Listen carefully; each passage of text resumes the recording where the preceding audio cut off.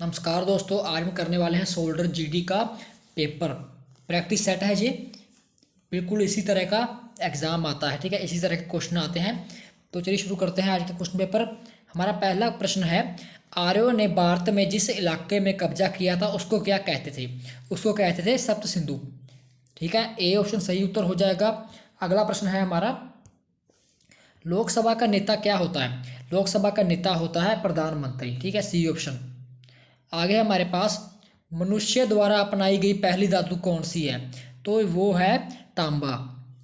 दोस्तों आगे है, निम्नलिखित में से भगवान बुद्ध की मृत्यु से संबंधित क्या है? ठीक है, तो उसका सही उत्तर हो जाएगा कुशीनगर। दोस्तों आगे है पांचवा प्रश्न, लखनऊ कौन सी नदी के किनारे पर स्थित है? वो है गोमती नदी के स्थान, माफ कीजिए, लखनऊ गोमती नदी के किनारे पर स्थित है। आगे है दोस्तों, चीन की मुद्रा क्या है? चीन की मुद्रा देखिए क्या है। चीन की मुद्रा है इनमें से कोई नहीं। ठीक है, आगे है दोस्तों सातवां प्रश्न। सातवां प्रश्न है, निम्न में से कौन सा जानवर है जो सबसे पहले अंतरिक्ष में भेजा गया था? तो वो कौन सा है? एक कुत्ता, ए ऑप्शन। रिक्टर स्केल से क्या मापा जाता है?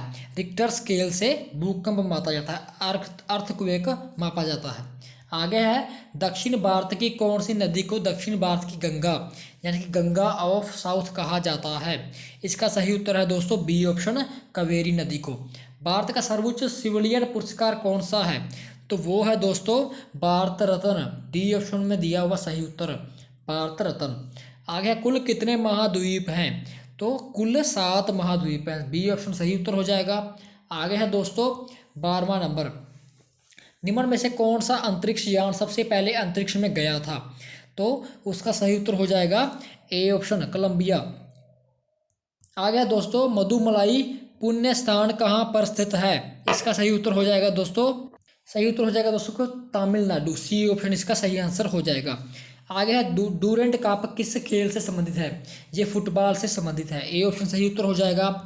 आगे है, विक्टोरिया मेमोरियल स्थित है, कहाँ स्थित है विक्टोरिया मेमोरियल? ये है कोलकाता में, इसका बी ऑप्शन सही आंसर हो जाएगा।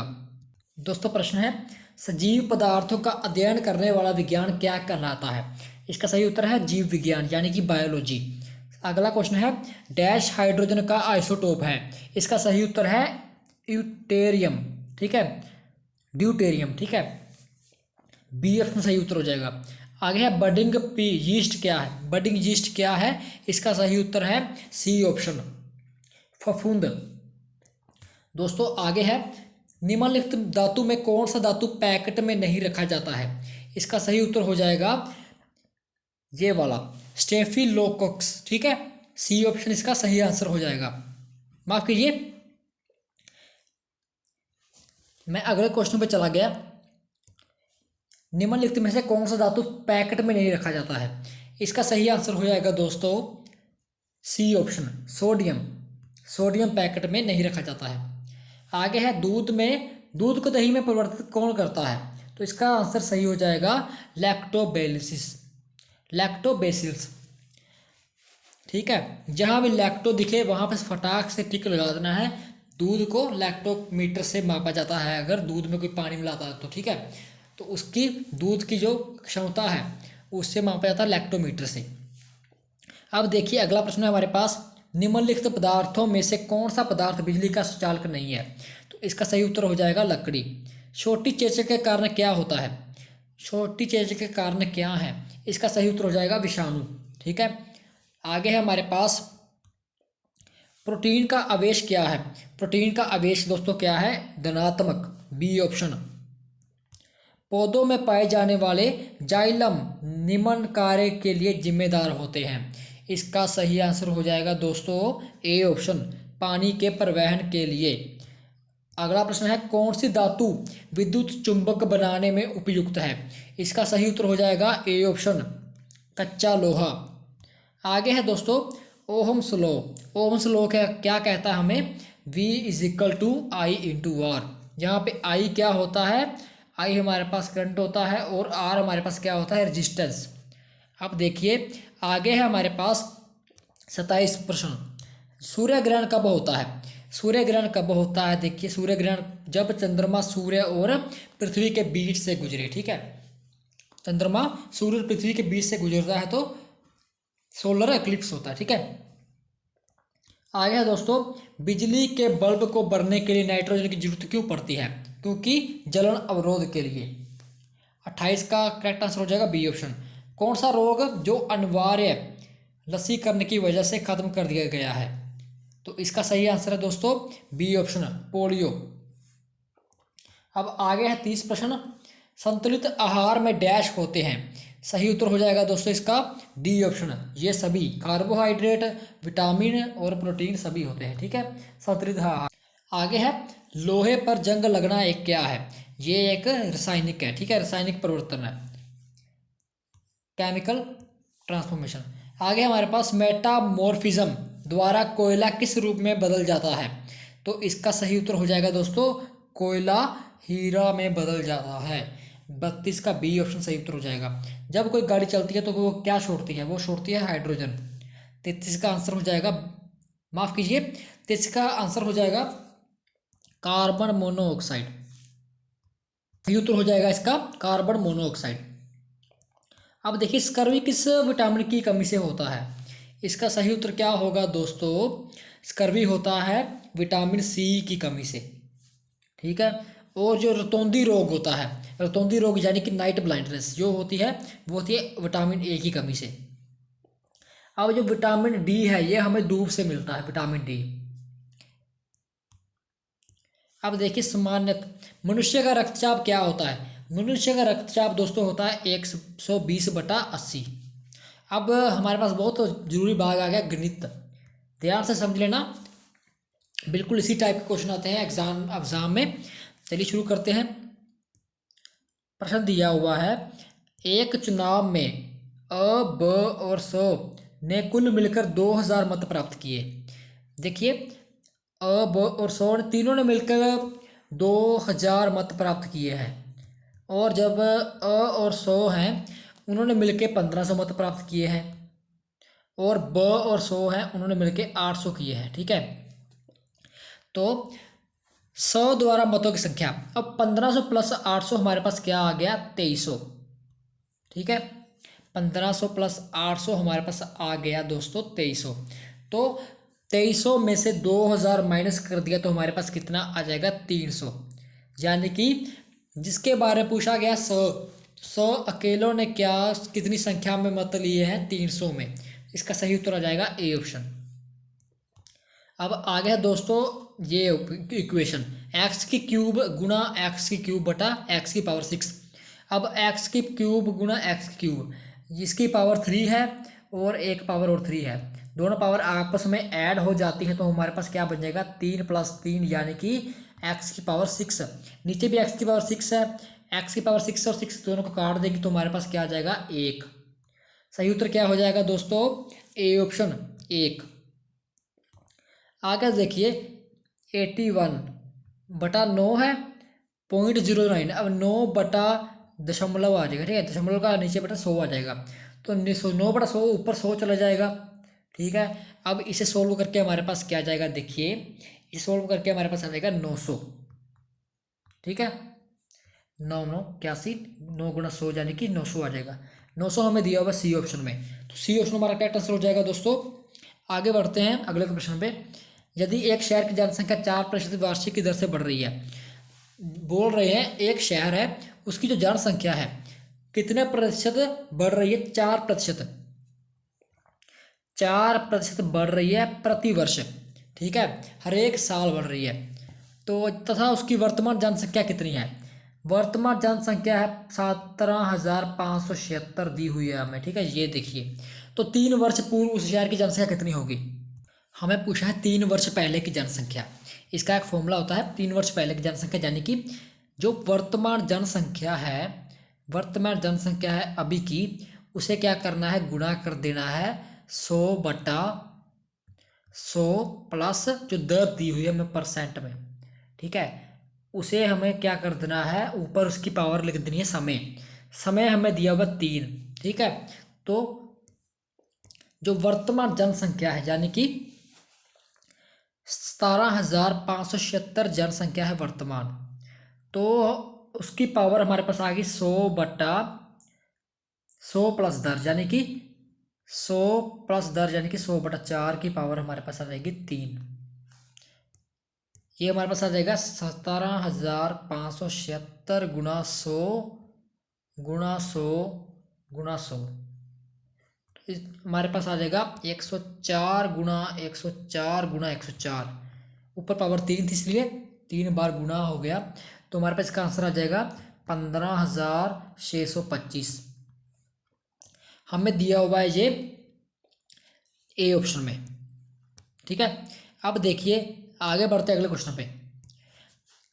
किसी दिज्ञात समीकरण के मूलों का योग। अब मूलों का योग यानी कि 6 है। ठीक है, मूलों का योग का फॉर्मूला क्या होता है? मान लीजिए मूल है अल्फा प्लस बीटा, क्या है 6, उन्हें क्या बोलते हैं? -b/a। इसका फॉर्मूला है -b/a। तो हमें दिया हुआ 6, ये हमारे पास आ जाएगा -6/a। ठीक है, यानी कि -6/a। अल्फा हमें दिया नहीं हुआ, इसे हम मान लेंगे 1। ये हमारे पास आ गया -6 आ गया। अब आगे उन्होंने क्या बोला है? गुणनफल। गुणनफल यानी कि अल्फा इंटू बीटा हमारे पास 16 है। तो 16 है, देखिए गुणनफल का फॉर्मूला था c/a। तो c हमें दिया हुआ है 16, a हमें पता है 1 है, तो c हमारे पास क्या आ गया? 16। ठीक है, जैसे कि हमें पता होना चाहिए कोई भी समीकरण है उसे इस फॉर्मेट में लिखा जाता है। ठीक है, अब a की वैल्यू हमें पता चल गई, a की वैल्यू है 1, b की वैल्यू हमें पता है, b की वैल्यू हमारे पास आ गई 6, -6 × x। अब c हमने ढूंढा है कितना? 16। अब ये हमारे पास रकम क्या बन जाएगी? x² - 16x + 16। ठीक है, अब बढ़ते हैं अगले क्वेश्चन की ओर। 3x + 17 = 32। 3x हमारे पास आ जाएगा 32 - 17। 17 इधर जाएगा माइनस हो जाएगा, तो ये हमारे पास क्या आ जाएगा? देखिए ये हमारे पास आ जाएगा 15।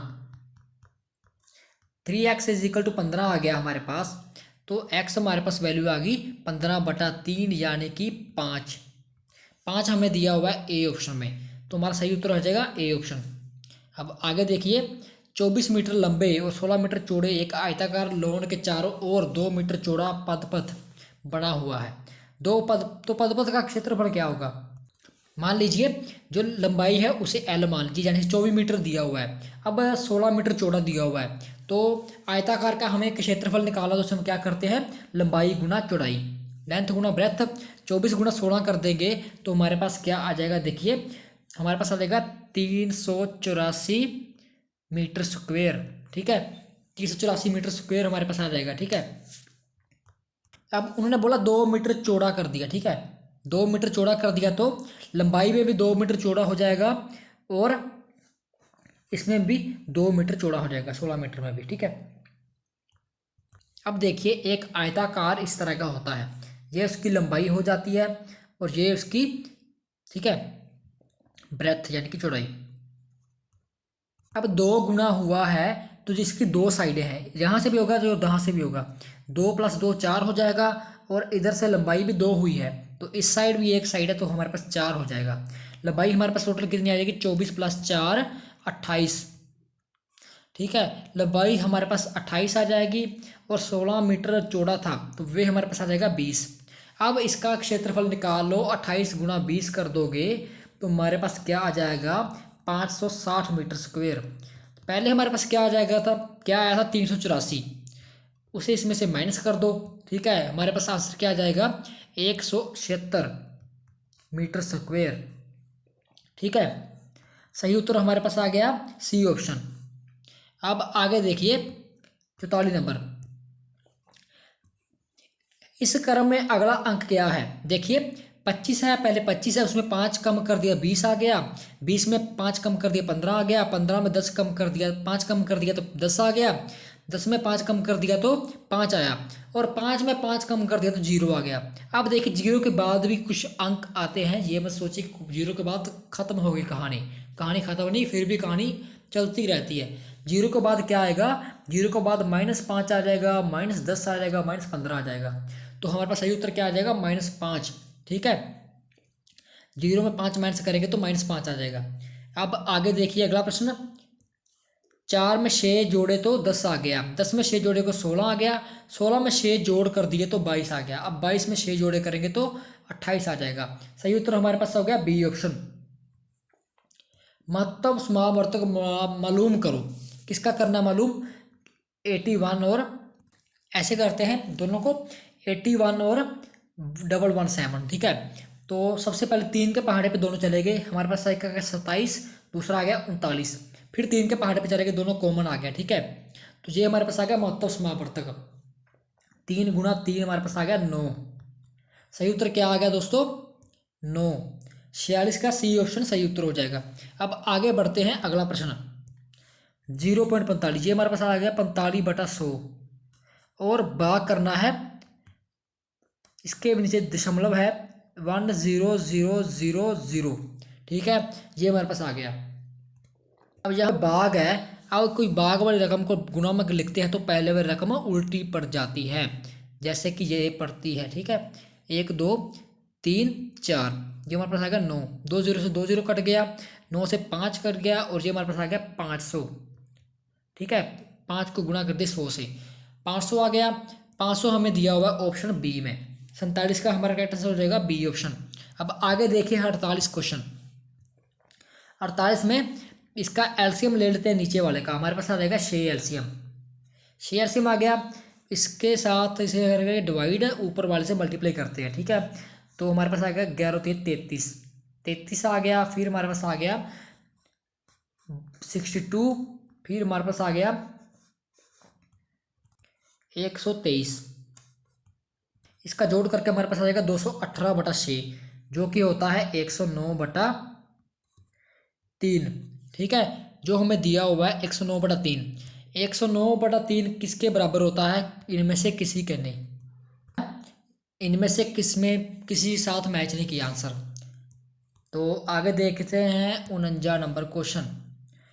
अब देखिए ए भाग बी हमारे पास है 3/4 और बी भाग सी है हमारे पास 6/5।